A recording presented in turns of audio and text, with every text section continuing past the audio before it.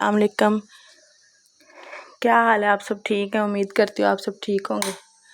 اللہ تعالیٰ آپ کو خوش رکھے، آباد رکھے۔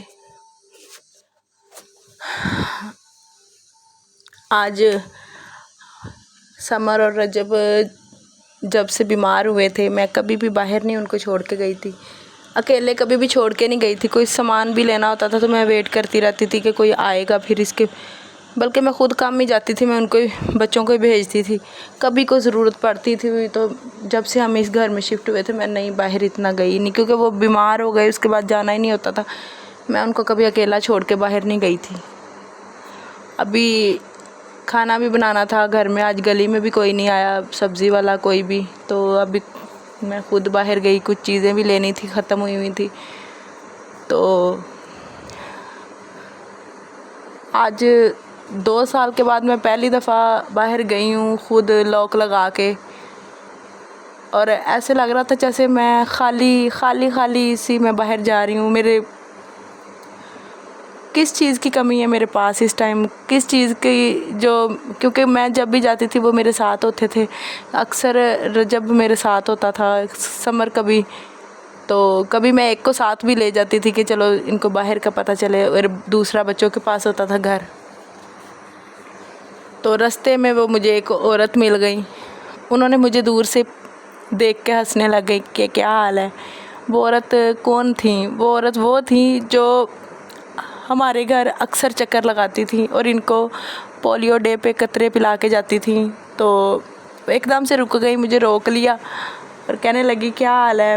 مجھے بڑا دکھ ہوا، مجھے محلے والوں سے پتہ چلا کہ سمر کی ڈیتھ ہو گئی ہے۔ تو ابھی میں آپ کی بات نہ اپنی دوست سے کر رہی تھی کہ ان کا گھر رہ گیا، ان کا ایک بچے کی ڈیتھ ہو گئی، دوسرا ابھی حیات ہے، تو اس کو قطرے پلانے،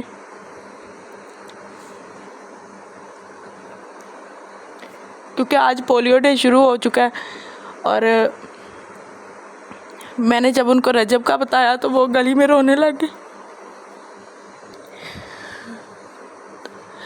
ان کی آنکھوں میں آنسو آ گئے، وہ بڑی پریشان ہوئی کہ یہ میں کیا سن رہی ہوں۔ میں تو ابھی اس کو لڑکی کو کہہ رہی تھی کہ ان کے گھر تم چلی جاؤ اور میں پیچھے آ رہی ہوں، ایک بچہ ہے، حیات ہے وہ۔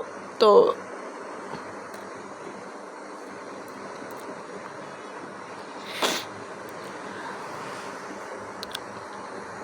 ہر طرف اپنی یادیں چھوڑ کے گئے۔ پہلے میں مشکل سے باہر جانے لگی تھی ڈر ڈر کے کہ میں آج پہلی دفعہ پاس سے گلی سے ہی سامان لینا تھا، اتنی دور بھی نہیں جانا تھا، 5-7 منٹ کا رستہ تھا۔ تو آتے ہی بڑی مشکل سے پھر میں اندر آئی ہوں۔ اللہ تعالیٰ ایسا دن کسی ماں کو نہ دکھائے، کسی کی قسمت میں اگر اولاد ہے تو زندگی والی ہو، ورنہ ہو ہی نہ۔ آج صبح اعلان ہوا کہ 5 سال سے کم جو بچے ہیں ان کو وہ انجیکشن لگ رہے ہیں، پتہ نہیں وہ کس چیز کے لگ رہے تھے، میں نے غور سے نہیں سنا۔